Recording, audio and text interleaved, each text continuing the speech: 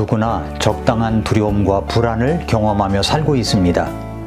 객관적으로 불안한 그런 상황이 아니어도 정도 이상으로 두려움과 불안감을 지나치게 늘 갖고 산다면 그것을 불안증이라고 말합니다.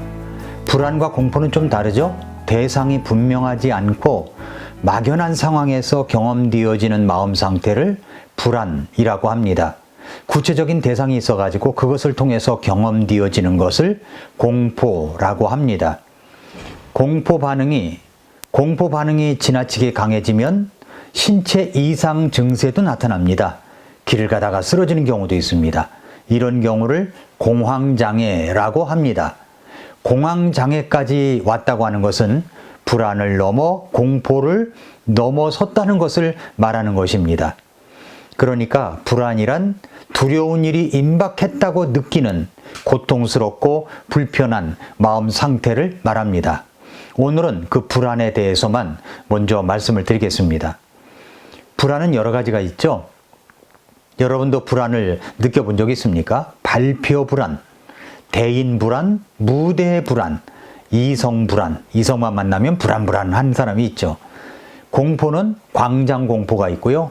고소 공포가 있고 폐쇄 공포가 있고 벌레 공포, 칼 공포, 어둠 공포, 그리고 어떤 사람은 심지어 관공서 공포 등이 있습니다.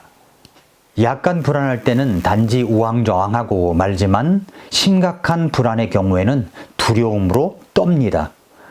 여러분도 이런 불안이 밀려올 때가 있습니까? 그럴 때 어떻게 하십니까? 저는 오늘 빌립보서 4장 4절부터 9절 말씀을 통해서 그 불안에 대한 주님의 말씀, 해결책을 찾겠습니다. 먼저 우리는 이제 이것을 알아야 됩니다. 먼저 첫 번째는 불안의 원인은 무엇인가를 알아야 됩니다.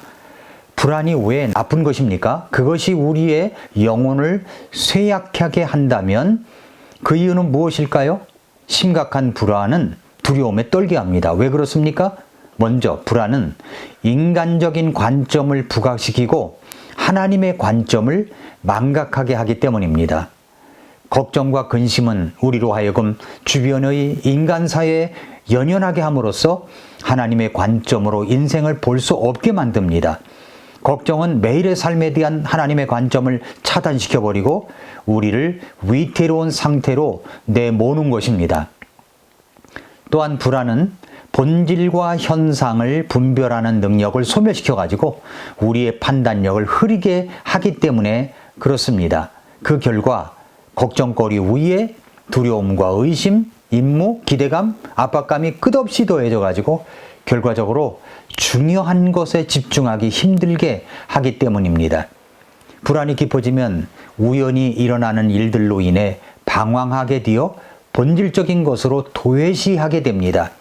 대부분의 경우 마음이 편안한 사람들이 좋은 열매를 거두는 반면에 비생산적인 사람들은 마음에 근심이 많고 때에 따라 생기는 걱정거리들이 가시덤불처럼 마음밭에 막 뒤엉켜 있기 때문에 되게 산만한 생활을 합니다. 그 산만한 사람들이 그래서 있는 것입니다. 또한 불안으로 인해 우리의 기쁨은 소멸됩니다. 그리고 다른 사람들을 용납하기보다는 판단을 많이 합니다. 판단. 그렇기 때문에 점점 부정적인 사람이 되어가는 것입니다. 이와 같은 모습으로 불안은 우리에게 엄청난 부정적인 것을 가져다 주기 때문에 불안이 무엇인가를 정확하게 알고 있어야 하는 것입니다. 이런 불안이 밀려올 때 우리는 어떻게 그 불안을 해결할 수가 있을까요? 오늘 본문 말씀이 빌립보서 4장 4절부터 9절 말씀입니다. 이 말씀을 통해서 여러분이 그 불안의 문제를 해결할 수 있기를 바랍니다. 자, 그러면 불안의 해결, 불안 문제 해결 어떻게 해야 될까요? 먼저 불안이 찾아올 때 주님 안에서, 예수 그리스도 안에서 기뻐하는 법을 배워야 합니다. 바울은 우리가 기뻐하는 것을 대단히 중요하게 말하고 있습니다. 그래서 뭐라고 그러냐면은 항상 주를 기뻐하라. 내가 다시 말하노니 기뻐하라. 빌립보서 4장 4절 말씀에 그렇게 말씀하고 있죠? 빌립보서가 기쁨의 책입니다. 감옥 안에서 쓴 서신인데도 말입니다. 이것은 무엇을 의미합니까? 항상 주님을 기뻐하라는 거죠. 항상 기뻐하느냐? 그리고 기뻐하지 않느냐가 신앙의 영적 판단 기준이라는 겁니다. 물론 주님 안에서 기뻐하라는 것은 세상적인 기쁨과는 다른 것입니다. 내게 기쁨이 없고 불안과 불평이 가득할 때는 내 영적 상태가 대단히 좋지 않은 것입니다. 그 원인이 무엇이든 지금 하나님 앞에서 대단히 좋지 못한 것만은 분명합니다. 그래서 기뻐하라는 말씀은 기쁨이 없을 때 그래도 되는 것처럼 가만히 있지 말고 적극적으로 원인을 찾으라는 겁니다. 그래서 기쁨을 회복하라는 뜻입니다. 만일 죄를 지어서 마음에 기쁨이 없습니다. 어떻게 해야 됩니까? 가만히 있으면 안 됩니다. 그 죄를 하나님 앞에 가지고 나아가 자백함으로써 기쁨을 되찾아야 됩니다. 죄를 짓고 가만히 있으면 전혀 기쁘지 않습니다. 만일 이렇게 기쁘지 않은 상태에서 형제나 자매를 만나면 어떻게 대하겠습니까? 좋지 않은 모습을 보이며 형제나 자매에게 큰 마음의 충격을 줄 수가 있습니다. 그래서 어떤 사람은 자기 상태가 좋지 않으면 좋아질 때까지 다른 사람과 만남을 피하기도 하는 사람을 봤습니다. 만남도 싫어합니다. 전화도 안 받으려고 합니다. 어떤 사람은 심지어는 예배 드리는 것조차도 갈등합니다. 그러나 그 자체가 이미 다른 사람에게 상처를 주는 거죠. 왜 평소에 하지 않던 짓을 합니까? 그대로 하나님 앞에 가지고 가기만 하면 바로 치료가 되고 회복이 되어서 기쁨을 회복이 되고 은혜롭게 다른 사람을 만날 수 있는데 왜 굳이 피하려고 합니까? 이것은 그 사람의 고집 때문입니다. 고집. 미처 회복하기도 전에 상대방을 만나야 할 때는 지금 상태가 좋지 못해 표정이 어둡거나 말이 곱지 않은 것이지 당신 탓이 아니라고 밝히는 것이 좋습니다. 다른 사람의 잘못 때문에 내 안에 기쁨이 없는 경우도 있죠. 그러나 남의 잘못 때문에 내 기쁨을 잃어서는 안 됩니다. 중요한 것은 자잘못이 아닙니다.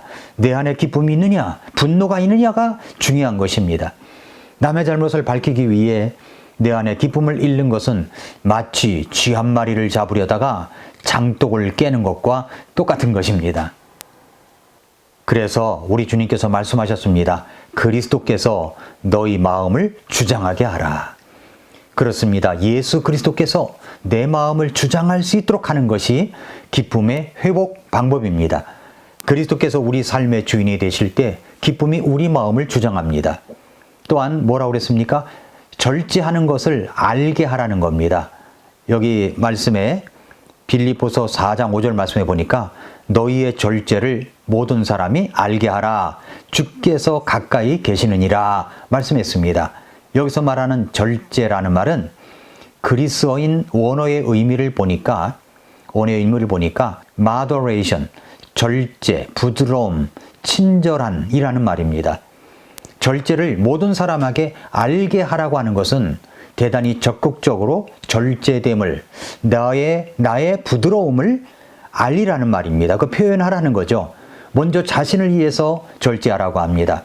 한번 절제하면 그 다음에도 절제할 수가 있죠. 부드럽게 할 수가 있죠. 자신에 대해서 부드럽게 하면 그 다음에도 부드럽게 할 수 있어요. 내 자신에 대해서 절제하면 그 다음에도 절제할 수 있습니다. 그뿐만 아니라 다른 사람을 용납하기 싫어도 자신을 위해서 용납하라는 것입니다. 남을 용납하기 시작하면 다음에도 용납할 수가 있습니다.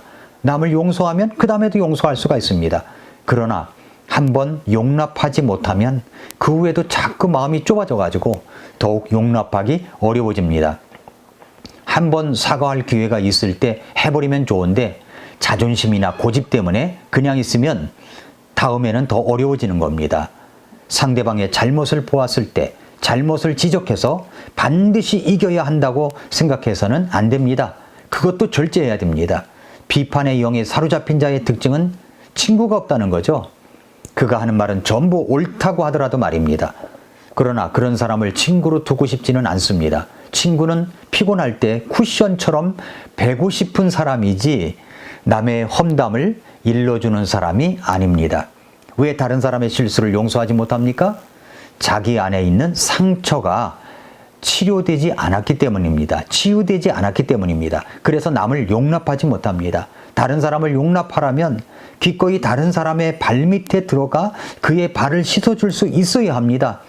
그러나 상처가 있는 사람은 또 상처를 받을까 봐 결코 남의 발밑에 들어가지 않습니다. 남에게 비판을 받을 것 같은 예상이 되면 먼저 신랄하게 먼저 비판을 해버립니다.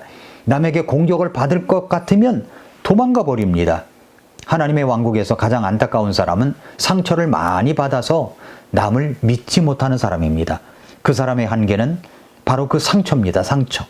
그는 결코 그 이상을 넘어서지 못합니다.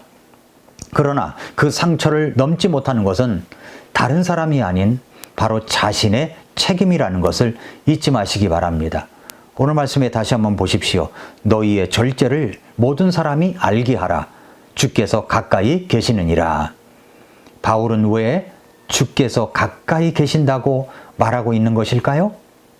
주님이 곧 재림하실 텐데 그런 사소한 감정 문제로 시간을 낭비하지 말라는 뜻일 것입니다. 우리는 수많은 사람들 앞에서 우리 삶을 연주하는 연주자와 같습니다. 한두 가지 문제가 있다고 연주를 그만둘 수는 없지 않습니까? 두 번 다시 그런 기회가 주어지지는 않을 것이고, 그렇게 된다면 두 번 다시 그런 기회가 주어지지는 않을 것이고, 무엇보다도 지금 내가 하는 모든 것을 주님이 보고 계시기 때문입니다. 사소한 감정 문제 때문에 시간을 다 허비한 사람은 너무나도 중요하지 않은 것에 시간을 낭비하고 있는 것입니다. 사랑하는 성도 여러분, 애청자 여러분, 어떻게 나에게 밀려오는 불안을 극복할 수가 있을까요? 오늘 말씀에 귀를 기울이십시오. 나를 구원하신 그 주님을 기뻐하십시오. 나의 죄를 용서하신 그 예수님으로 인하여 기뻐하십시오. 그 기쁨은 우리의 삶에서 걱정과 근심과 불안을 몰아냅니다. 가슴을 펴고 어깨를 펴고 마음껏 웃어보십시오. 그 주님을 기뻐하고 웃어야 할 충분한 이유가 있는 것입니다. 세상 사람들은 웃음 끝에도 불안이 있습니다만, 그러나 우리의 기쁨은 뒤끝도 기쁨입니다. 그 주님을 기뻐하는 것이 밀려온 불안을 밀어내는 것입니다.